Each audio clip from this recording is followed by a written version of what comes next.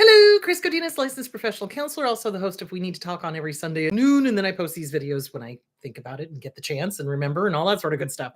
This video is for educational and informational purposes only. The views and opinions stated herein are mine and mine alone. They do not represent the ACA, the APA, or any other damn therapist for that matter. Boom, shakalaka done. I'd like to thank my sponsor, BetterHelp. BetterHelp, betterhelp.com/Chris Godinez. They're an online therapy company. They are international. 30,000 therapists working for them. I've had great feedback from people using them. So thank you, betterhelp.com/Chris Godinez. Okay. So today's current event. So we've got some good news and we've got some bad news. I'm going to start with the bad news because I think it's always better to end on good stuff. So the bad news is that the measles outbreak has now grown to 520 cases. It is now in almost, how many states did they say it was? We a lot more states. And we are about to lose our status as a country that has pretty much defeated the measles. The last time this happened, surprise, surprise, 2019. So it is confirmed in California, Alaska, Washington, New Mexico, Texas, Kansas, what is the one above Kansas? Oklahoma, Ohio, Pennsylvania, New Hampshire, Florida, Georgia.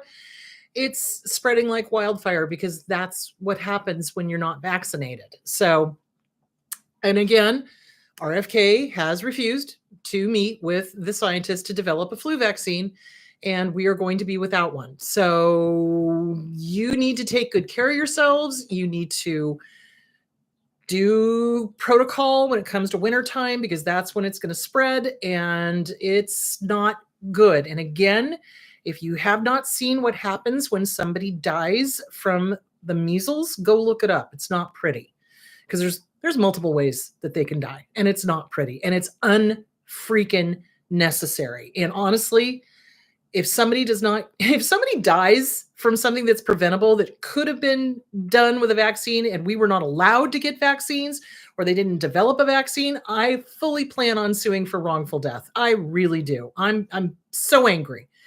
Anyway, that is the bad news. The good news is that Georgia has passed a domestic violence bill, how a new Georgia bill could change the fate of domestic abuse survivors in prison. So this is targeted towards the people that have already gone to prison, that have killed their abusers. And they're talking about cutting down the time, getting them out of there, et cetera, et cetera, et cetera. It still has to pass. Let's see. So, all right, where is it? It passed the state house overwhelmingly with bipartisan support and awaits for Senate consideration. So hopefully this will go through because, so many times when a survivor of abuse does end up killing their abuser, they're not believed or they're judged more harshly or whatever. And that is absolute BS. And thankfully, this is something that seems to be catching hold in more states. So hopefully they're going to pass these laws and get these people out of jail and all of that sort of good stuff. So there is that glimmer of hope for that. All right. Seeking revenge. Let us talk about that. So, hi, everybody. So seeking revenge. So it's a two-edged thing kind of thing. So there's both the narcissist or the abuser, the dark triad, seeking revenge. And then there is the abused wanting justice and revenge, or both, or conflating them. That's the word I was looking for last week, conflating them. So justice and revenge are not the same thing.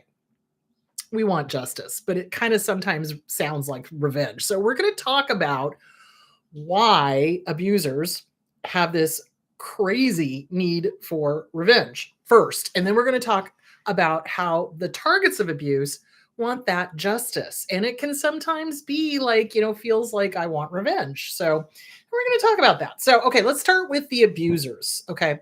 So when you're dealing with a narcissist, when you're dealing with a malignant narcissist, you're dealing with a dark triad, you're dealing with a narcissist, psychopath, control freak, malignant narcissist, they're all the way down at the end of the spectrum. They have a very, very, very fragile ego. And they take things very personally. And they do not let go of things. Healthy, normal people are able to kind of pick and choose what they're going to, get upset about, kind of thing, and discern whether this is something they need to do something about or whether this is something they just need to let go. So with an abuser, everything is I need to do something. I need to assert my control. I need to assert my alpha status. I need to show you, I'll fix your wagon, blah, blah, blah. So let's take a look at that. So emotionally speaking, when you are dealing with a vengeful narcissist, which let's face it, all of them are on some level, you are dealing with someone who is emotionally operating on the level of a 2-year-old on a good day if the wind is blowing in the right direction. Seriously, they are not emotionally intelligent at all, period. They cannot read the room. They don't understand. They don't get it. They don't want to. Okay. So narcissists have no emotional intelligence. They have no empathy. They cannot put themselves in somebody else's shoes. So for example, I'll give you a great one. If my dad took something personally, if something happened and he decided that it was on purpose, he would just go ahead and hit people without finding out what was going on because, oh, you did that on purpose. Okay. That is how abusers think. Okay. Their thinking is disordered. It's cuckoo. It's crazy. It's not no bueno. Okay. So they assume everything is intentional and they assume that everything is directed at them or that, how dare you? That's the other half of that. How dare you catch me with my hand in the cookie jar? How dare you point out that I'm not perfect? How dare you? So when they perceive ego injury is when they go on the attack because they've got to prove again that they're one up, they're better, they know best, they're this, they're that, blah, blah, blah. So they are very impulsive, and they are unwilling to let things go. They don't let things go. They don't ever. So like, let's say there was a narcissistic injury that occurred. Okay. So something happened and oops, got to turn off that sound. Okay, hold on. Nope, wrong button. There we go. Something happened. John's laughing at me. Something happens and they lose status somehow. Well, instead of just going, them's the breaks, I'll do, what I need to do to build my status back up or do whatever to correct this thing or whatever, they will just sit there and go, I lost status. I lost status. I'll show them. I lost status. I'll show them. I'll get them. I'll da da da da. And they have these conversations in their heads that are like, crazy. And they're fantasizing about revenge and they think it's going to make them feel better. And here's the deal. It never does. You know why? Because they don't have any emotions. Hello. They do, but they don't have emotions the way you and I do. So with revenge, there's an old saying. There's a couple of old sayings, and I'm going to throw them all out there for you. So one of the old sayings is, before you seek revenge, dig 2 graves. Let me say that again. Before you seek revenge, dig 2 graves. Because you think in your head it's going to make you feel better. It never does. And with a narcissist, it never does. And it doesn't with the targets of abuse either, but we'll get into it. It's a little different with them. But with a narcissist, it never makes them feel better because it's never enough, right? Because they live in the circle of too much, not enough, too much, not enough. And there's never, that Venn diagram never crosses over to, perfect. And so for them, it's like, well, I got that person. Well, now I need to go after this person. And I need to go after that person that spoke bad about me and held me accountable and da da da da da. It never ends. It never ends because it's a constant threat to their ego if somebody sees them for the POS that they are. So that's why they seek revenge. That's why they're always on a revenge ride. That's why they're always talking about it. That's why they're always, wanting to hurt, harm, et cetera, et cetera, et cetera. Plus the fact, because they are emotionally immature, it makes them feel powerful. And they do not understand that harming another human being harms themselves. They don't get it. They cannot see the big picture. They are not, no. Anyway, there is that. So I wanted to Pull up some articles here. Okay, this is called Seeking Revenge, Its Causes, Impact, and Challenge. This is by Bernard Goldman on Psychology Today. So with a narcissist, seeking revenge leads to a cycle of seeking revenge. It's never enough. It's never enough. And it's addictive. So let's talk about that for a little bit. Narcissists are sadists. I don't know if you've noticed this or not. I sure as hell have. They're sadists. Cruelty is the point. They enjoy it. They get off on it. That is their cocaña. It makes them feel powerful.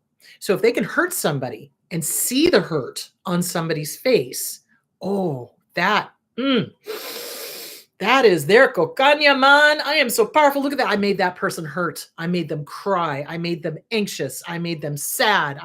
I am God. They literally have a God complex. And it makes them feel powerful to watch harmful, hurtful actions affect another human being. If that is not sadistic, I don't know what is. And I do know what it is. It's sadistic. So they enjoy that. It is a cycle and it's never enough. It is never enough because once they get that hit, oh, now I feel powerful. Let's do it again. It's like a gambler. It's like being a gambler in freaking Las Vegas or something, you know?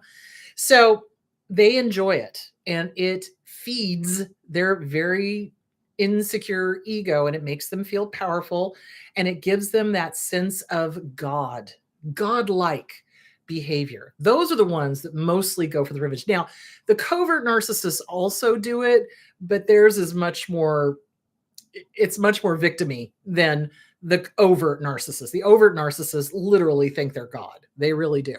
Okay, so back to this article. Revengeful thoughts are a distraction from their own incompetence, basically. So basically, narcissists get caught up in the I'm going to get revenge because they don't want to think about how they've been called out for their stupid behavior. Okay, and then there was something else I wanted to cycle of revenge. I think I talked about that. Anger is also involved in it. So there's a lot of anger involved in the revenge for the narcissist, but it's different than from a I want justice standpoint. So with a narcissist, it's you hurt my ego, you made me look bad, or you pointed out how bad I am and other people saw it. And it's a you hurt me, I'm going to hurt you. That's a very talionic thinking. So talionic thinking is black and white. Okay. So it's an eye for an eye, a tooth for a tooth. And really, it makes the whole world blind and toothless, which is no bueno. So an eye for an eye is you hurt me, I'm going to hurt you. And if in case you haven't noticed, that doesn't work. It has never worked in the history of, ever. So that doesn't work. That also doesn't mean you roll over and take their abuse. Abso-freaking-lutely not. So, all right. So let me keep working on this with the abuser. So anyway, they have very black and white thinking. All, nothing, good, bad, black, white. They need to be on top. They need to win, quote unquote, at all costs. What they don't understand is if you're hurting someone, you're not winning at all. You're still a loser, So they need to win. They need to seek revenge. They need to build up their fragile ego. They need to prove that they're the alpha person, male or female, doesn't matter. And all of that sort of stuff. So that is what drives their need for revenge because they don't want to be seen and it's a distraction. So they don't have to think about that they've been called out and they don't want to have to think about having to change that behavior or any of that stuff. It's immediately the other person's fault, flipping the script, et cetera, et cetera, et cetera. And I'm going to get you, I'm going to fix your wagon, blah, blah, blah. Okay. Revenge is only satisfying when they can see that they have inflicted pain on their target. So seeing the pain, seeing the punishment, that really gets them off. They really enjoy that. And then it's addictive. And so then they just start doing it again and again and again and again. Letting go of the need of revenge. You got to see that it's a fool's game. It absolutely, needing revenge is like holding two hot coals. This is a Buddha quote here. Holding two hot coals, planning to throw them at somebody, but you're the only one that's going to get burnt. It don't work. It don't work. It don't. Nope. Not on this planet or any other one. So, but they don't see that. They don't care. They just want to hurt, and they don't care that they themselves get burned in the process because it doesn't occur to them that this is not healthy. Um, so basically, they are not going to change. If you're thinking that a narcissist is ever going to stop seeking revenge, you are smoking the ganja. Seriously, they just don't. They don't ever stop. They are the ones that go on to be stalkers, killers, you know, absolutely antisocial behavior, et cetera, et cetera, et cetera, because they have this pathological need to be right, and it's an addiction. And remember, if you listen to this channel at all, I've talked about how abusers are addicts. They enjoy the adrenaline, they enjoy the sadism, they enjoy the power trip. It's an addiction to them, so it will never stop. It's a cycle. It just keeps going. That's why they do what they do with the whole love bomb, love bomb, love bomb, abuse, abuse, abuse. Oh, wait, they're going to leave. Wait, no, I need my target of abuse again. Love bomb, love bomb, love bomb. Do you see where I'm going with that? So it's an addiction. It is an addiction for them. It makes them feel powerful. Okay, so now let's talk about the target of abuse. So it is 100% normal and natural for those of us who have been abused to want our abuser to face justice and or get revenge on them. That thought is normal. It's a normal thought. However, we don't generally act on the revenge part. Justice, maybe, taking them to court, suing them, et cetera, et cetera, et cetera. Okay, yeah. But revenge. So it's how to explain.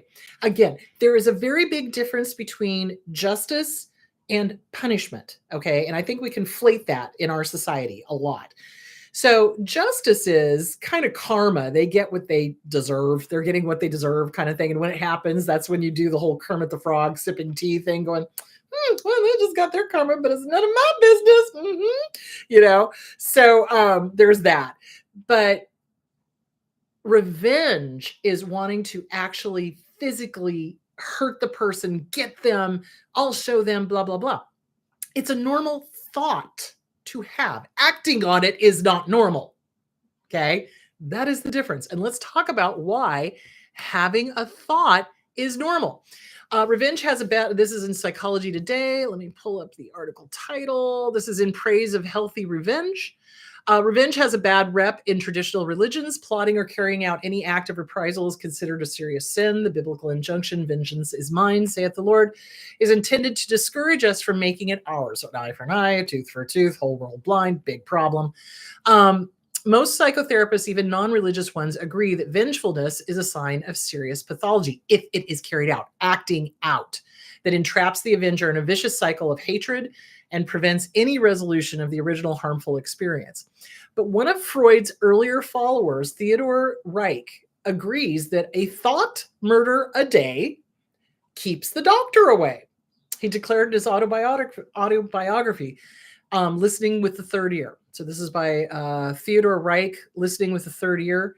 Violence in fantasy, he argues, actually prevents violence in reality, safely releasing aggressive and even sadistic impulses without harming anybody.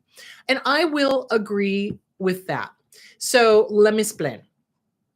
With everything that is going on in the world today, incredibly useful to get a punching bag and punch the living crap out of it and throat punch Nazis. I do. It makes me feel much better. And generally, about 5 minutes into it, I'm crying because really I'm sad. But my first inclination is to go for anger because that's what always kept me safe from my abusive father. So physically acting it out on a punching bag is not going to hurt anybody, especially if you use gloves. Make sure you tape your hands up if you don't have gloves because you don't want to bust open your knuckles. But it is normal to have those thoughts. It is not normal to act them out. Big difference. Whereas abusers, there's no censor going on in there. So they have the thought, they act on it. There's no, hey, this may not be a good idea. Probably don't want to do that. They don't think like that. They're just like, this is going to make me feel good. It's going to make my ego feel good. I'm going to do it. So what Theodor Reich was saying is that it's normal to have murder thoughts, and just don't act on them, but it's okay to have them. Don't make yourself wrong.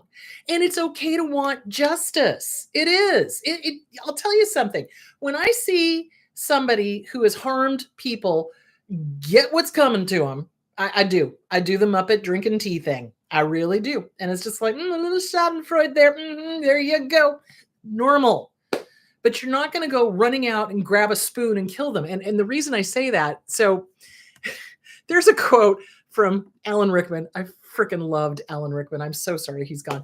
He was in this terrible movie, cannot recommend it, Robin Hood, Prince of Thieves. And he played the Sheriff of Nottingham. And he just said, that's it. Cancel the kitchen scraps for the lepers and orphans. No more merciful beheadings and call off Christmas. And I'm going to kill Robin Hood with a spoon. And then the cousin says, but why a spoon, cousin? Why not an axe? Because it's dull, you twit. It'll hurt more. so, so yeah. So it's okay to fantasize. It is not okay to do. And narcissists, like I said, they do it because they think like a very small child feel better, that it's going to make them feel powerful, et cetera, et cetera, et cetera. So, and again, like I said, for me, with everything that's going on and how many people are being harmed right now, don't get me started, veterans, old people, disabled, et cetera, orphans, et cetera, et cetera, et cetera, I find going out to the punching bag and pretending I'm throat punching Nazis really makes me feel better. Because then, like I said, I'm able to access the softer emotions. So for me, anger, remember, anger is the bodyguard of the softer emotions. For me, when I get down to the softer emotions, I feel sad. I feel sad. I feel sad that somebody thinks it's okay to hurt people, like really hurt people, like in reality. See where I'm going with that? So yeah, that's why you want to definitely start to allow yourself to have the thought. It's a thought. It's just a thought. It's just a thought. It's not real. It's a thought. You can act on it or not. I don't recommend acting on it. If it helps you to physically get it out and get a punching bag, do that. Think of little kids. When little kids are angry or distressed, they're very physical in how they do things. And they'll go out and they'll play really, really, really hard. And then they'll come back in and be able to process it a little bit more emotionally. You know, adults are kind of the same. It's like if you can't do anything and you're frustrated, then playing or punching a punching bag really hard helps you work out those energies and feelings and to get to the softer emotions underneath, which is generally fear and sadness.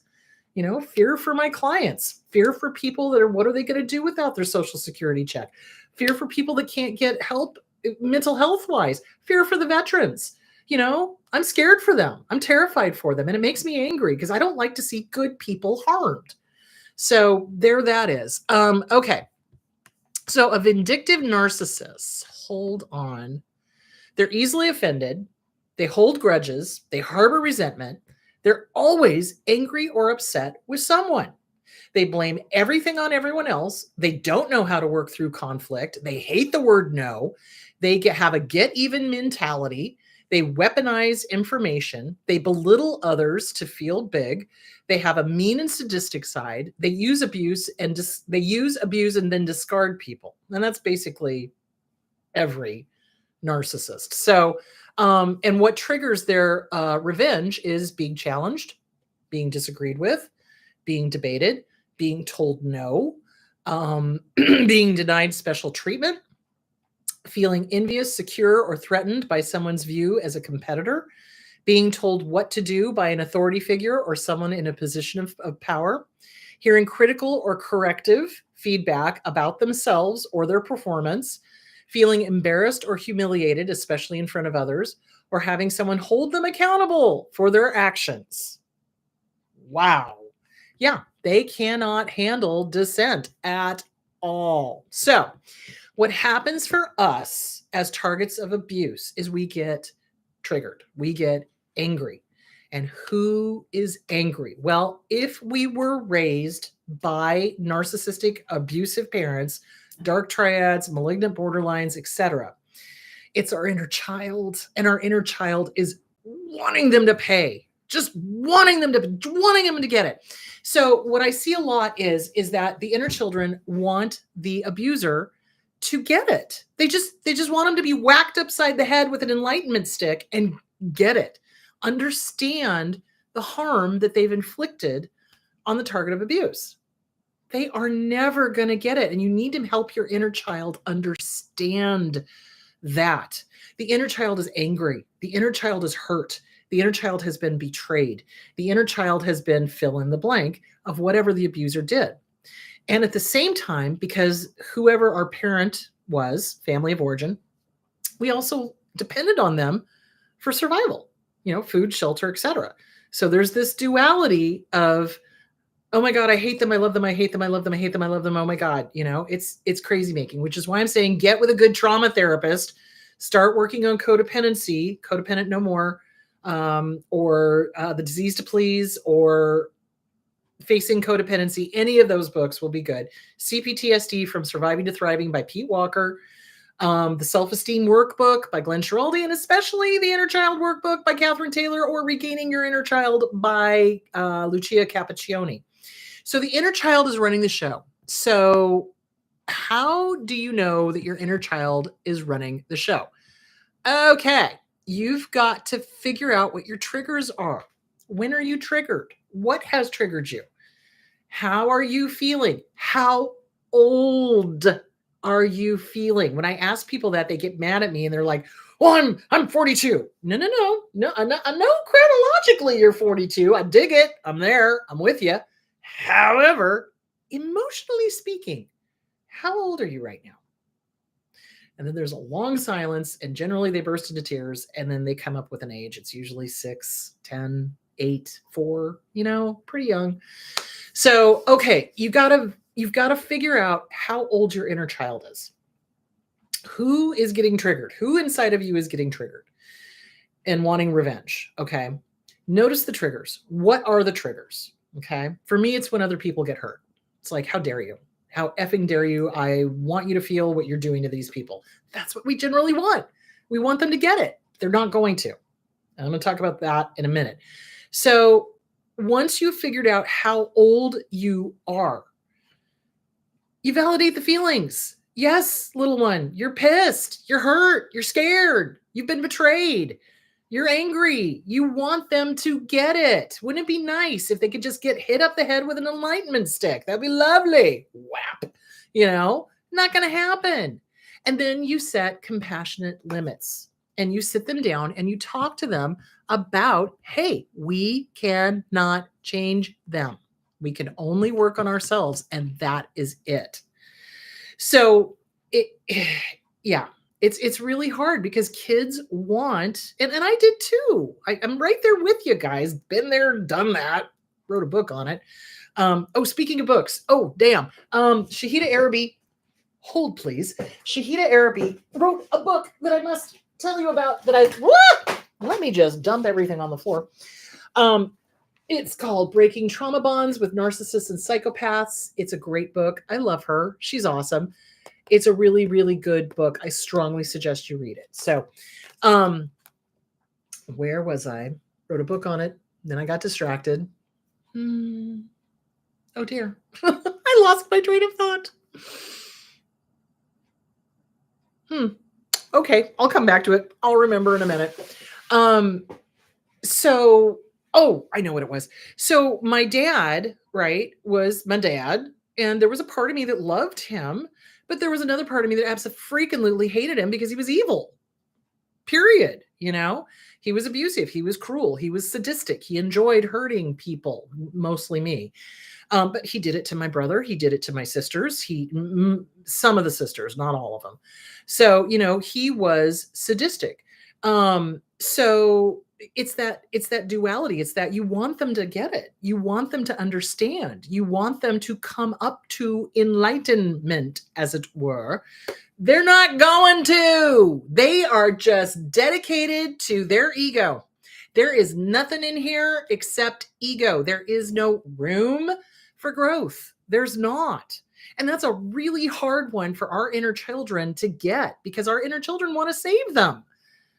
A part of us do anyway, because personally, I don't want anyone to be hurt or harmed or anything, even if they're freaking rotten to the core. It's like, if you could just figure it the F out, that would be great. But they can't, and they won't, and they don't. And they will go to their graves just freaking sadistic and mean and cruel, and cruelty is the point. And they never grow, and they don't get it. And it's not because we didn't try. And it's not because they didn't have plenty of opportunity to go to therapy. How many different people have to tell them they're the problem? Well, apparently the entire world, because they never figure it out.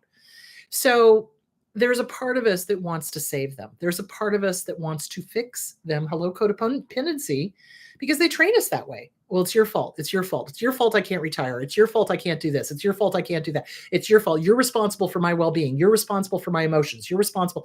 No, we're not. And we're not responsible for saving them either. We cannot. It is beyond our means. They have to save their own damn selves. And they're not going to. And that's a tough pill to swallow for a little kid. So what you want to do is talk to your inner child. You want to talk to your inner child and help them understand. You couldn't save them, sweetheart. It was beyond your means. It was beyond my means. It was beyond most people's means.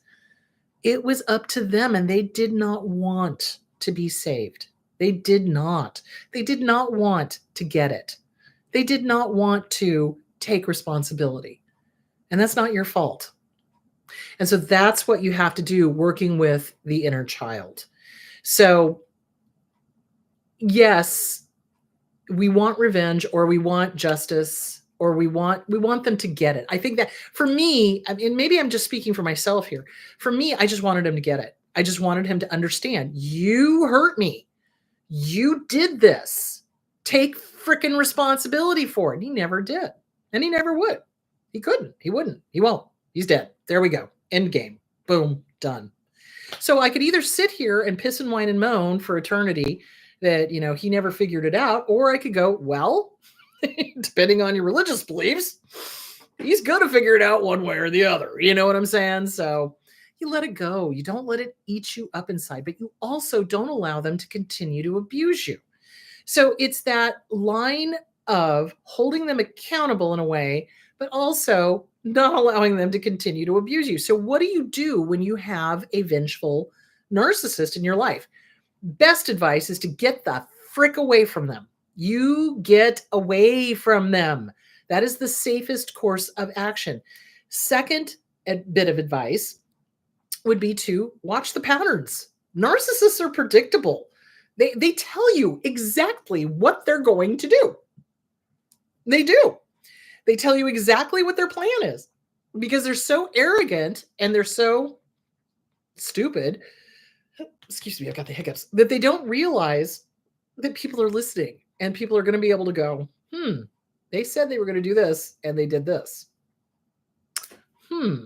So they're predictable. When a narcissist says they're going to do something nasty and never anything good. So let me clarify. They will never follow through on anything good. If they say they're going to, take care of somebody, or make sure they have enough money, or make sure they have health care, or anything like that, they're never going to follow through on that. But what they will follow through on is, I'll fix your wagon. I'm going to get you. I'm going to throw you in jail. I'm going to make sure that, blah, blah, blah, blah, blah, blah, blah, all of that bullshit. So does that make sense? They never follow through on the good stuff, but they do always follow through on their negative, nasty revenge thoughts. So they tell you what they're going to do. Believe them.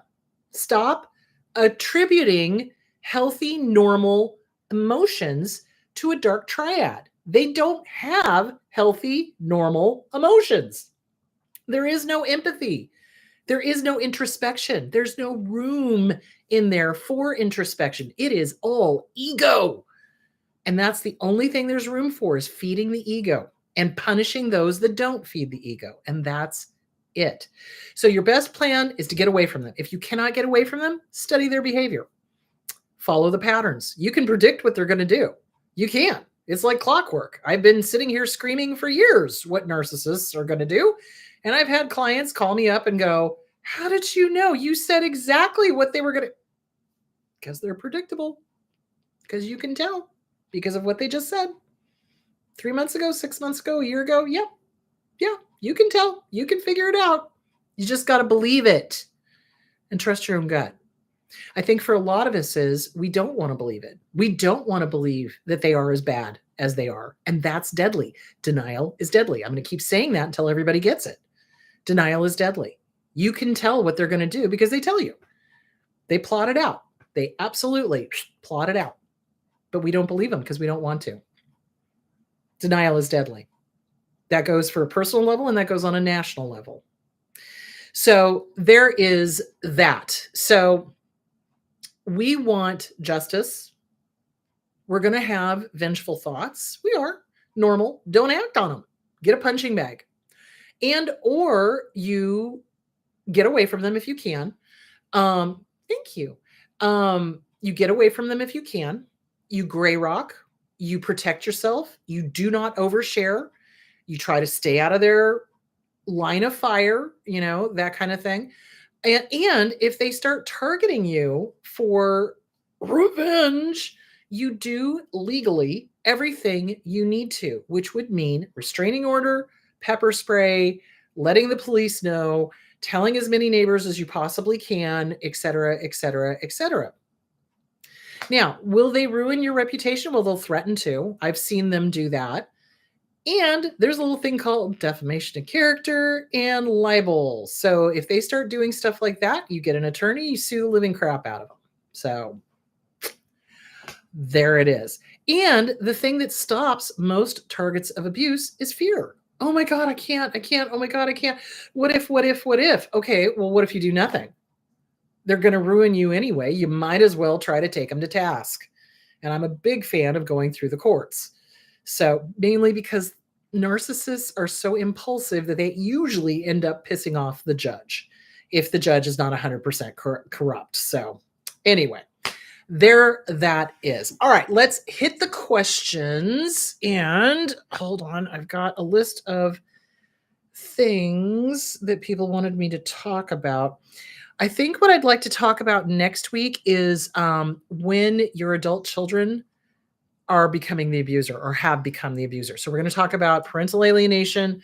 We're going to talk about when adult children become the abuser, what to do. It's painful, but we're going to talk about all of that. Okay, let's get to the questions. All right. My adult daughter continues to put pressure on me to go back to my narcissistic alcoholic mother. She's close to my mother and they drink together. How do I stop her? You don't. You just tell her no. You just tell her no. No. Sorry, not happening. No, thanks. You're not going to stop her. You can't control another person. You cannot. What you could do is go, okay, do you want to have therapy? Because I'm willing to go see a therapist with you about this issue. And then make sure it's a damn good trauma therapist, one that understands addiction, and go to town. But you're not going to stop her. She's going to continue to do that because what's the payoff for her? She gets something out of grandma. So there's a payoff there. So you just keep saying no. You keep standing your ground. What are your boundaries? Have boundaries. What is your cutoff point? What is your deal breaker? So, and that's something to think about with the revenge thing too. It's like, what are you not willing to put up with? Well, I'm not willing to put up with shenanigans and effery.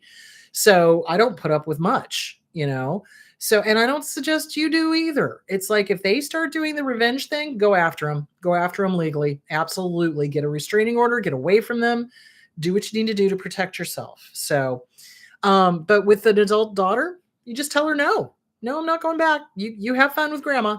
Not doing it. Okay. You keep bringing it up. Okay. Well, then let's go talk to a trauma therapist who's well-versed in addiction, what you're getting out of this.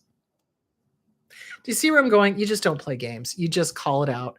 Okay. Why is it that the disturbed get away with evil while their victims suffer not only the abuse, but zero retribution in any way? There is the eternal question. Well, for part of it is that abusers have no emotional intelligence whatsoever, no regret. They have no remorse. They have no sense of, gee, I shouldn't have done this, or suffering or anything. They go to bed each night and think about who they can harm next. Seriously. That's their thing, is just hurting people. They don't care. So we, on the other hand, suffer because we have a conscience. Thank God. We have empathy. Thank God. We have the ability to go, ooh, this behavior not too good. I want to change that. I need to make amends, et cetera, et cetera, et cetera. So yeah, they just go on. They're like, here's the way I always described my dad. He was like a worship. And when he would harm and hurt people, it was like the Queen Mary cutting through the Curacao in World War II, cutting it in half and leaving hundreds of wounded people in the water. That was my dad. Hundreds of wounded people in his wake. And he never looked back and he didn't care and he didn't stop. Now, the Queen Mary couldn't stop because it was wartime and they were trying to avoid, U-boats and everything. But it's the same idea. It's like a narcissist is like a warship going through and harming people and hurting people and leaving them in the water to die. And they just keep going and they don't care. They don't look back and they have no regrets. That was my dad. He left behind a legacy of a bunch of broken kids. Some that God helped, some that didn't, and they don't care. They don't care. They sleep quite nicely. Some of the most heinous people did, sleep quite nicely. So because they don't have a conscience that sits there and goes, hey, hello, Jiminy Cricket, what are you doing? Yeah, it's not fair. It's not. You're 100% right. It is not fair. And the thing I would like to say is karma does not always come in our lifetime. And karma does not always come where we see it. So a lot of abusers post all these, oh, look at how great my life is. Look at how great this is. Look how great I am. Look at da. But then you hear things through the grapevine going, yeah, I don't think your life is all that great. Yeah, again, a little schadenfreude. But you don't always see the karma. You're not going to. And sometimes the karma doesn't happen in this lifetime. Sometimes it happens afterwards, depending on your religious beliefs, So you may or may not see it. Is it fair? No, don't think so. Doesn't feel like it. But the thing of it is you do not want to give your energy to this person anymore. You do not want them living rent-free in your head one more second. The best revenge on a narcissist that is trying to punish you and look at this, look at that, well, I have a new girlfriend, or I have a new boyfriend, look how great we are, blah, blah, blah, blah, blah. Zero response. Silence. Because they can't stand it. They would rather have negative attention than no attention at all. And that's why they do the things they do. If they're not getting enough good attention, they'll flip and do bad things so that they can get any kind of attention. I have heard them say, love me or hate me, just don't ignore me. Seriously. Because they would rather have negative attention than no attention at all. So our task is to not forgive. Let me be quite clear. I will never forgive my father for what he did to me, to my brother, to my sisters, to my mom, screw you, Dad. No, not going to forgive him. But I also don't let that mother clucker rent space in my head. He's not a constant thought. He's not. I mean, he's a thought on here because I'm giving examples and helping you guys. But once I'm done with work, you know what's on my mind? My dogs and my husband, not in that order. So, it's like playing with my dogs, hanging out with John, figuring out where we're going to go this summer, trying to get out of the heat. That's what's on my mind. And that is what drives narcissists crazy. They want you to have them be the first thing on your mind in the morning and the last thing on your mind at night. Nope. When they pop up in your head, wow, fascinating thought. Yeah, I see karma still hasn't gotten you yet, bitch. But you know what? I hear you knocking. You can't come in. Go pound sand. Bye-bye. Bye-bye now. And you send it off. You don't engage.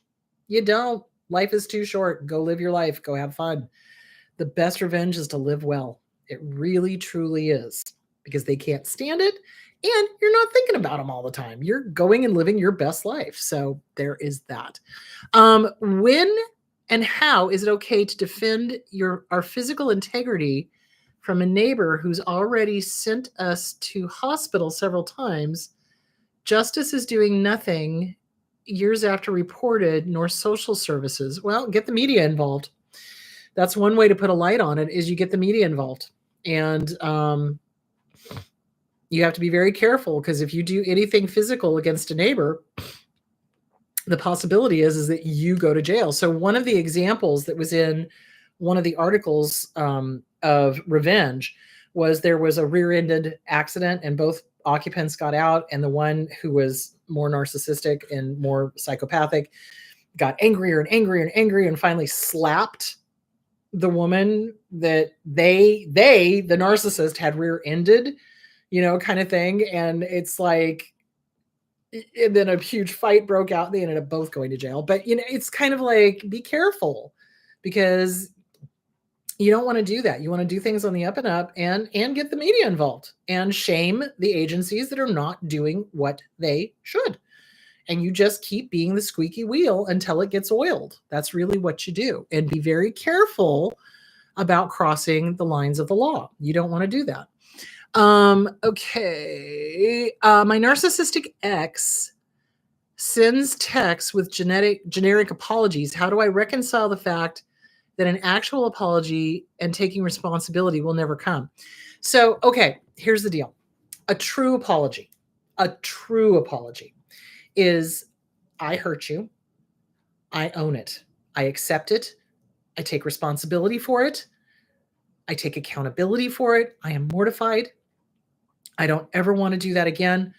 Please tell me what you need for me to make amends to you. That's a true apology. And then the amends are made, and then the offense never happens again. That is a true apology.